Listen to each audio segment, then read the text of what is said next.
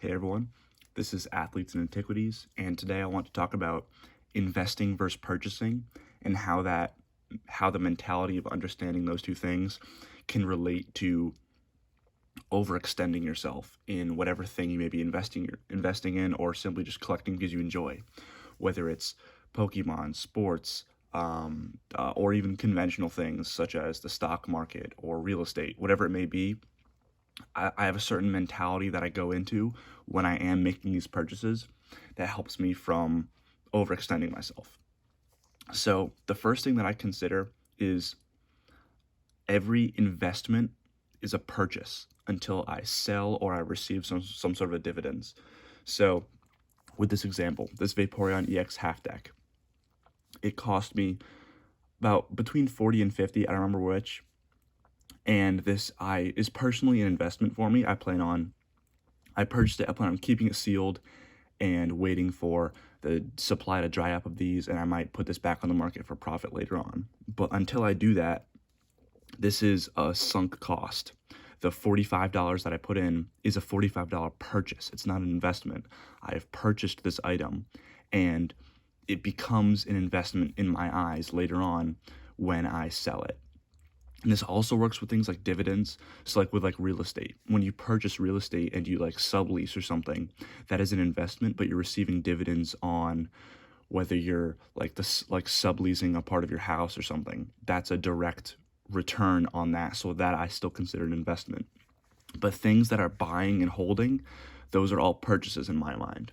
And the reason why is when people consider things an investment, they still kind of consider that money part of their portfolio, and I think that's a wrong way to do it. So going with another example, this Charizard EX, I purchased for I think 120 a while ago, this sealed EX half deck, and I don't consider the money that I put into that still liquid because I don't plan on selling it. I don't want to sell it. Selling it would be an emergency. So that 120 that I put in, I consider basically zero until I do plan on selling it, because what people do is they'll overextend. They'll buy way outside of their means, buy tons of things and try and hold them because, oh, it's an investment, it's going to go up in the future. And while that may be true, having that mentality is how you have financial problems. Because let's say I had $25,000 of money that I can work with that's liquid. And I say, oh, I don't need $25,000 right now. I'm going to buy a $22,000 booster box and hold on to it because that's going to increase very handsomely over time. And while that may be true, it might increase handsomely over time.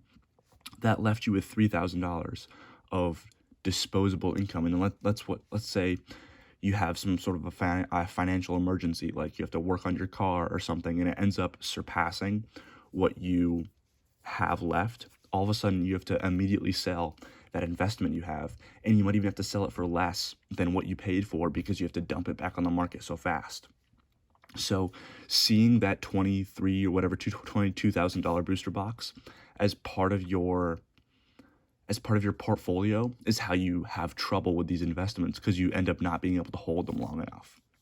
So basically, I have the mentality of everything that I buy, I am prepared for that item to be worth $0. What I mean by that is, I'm going back to this.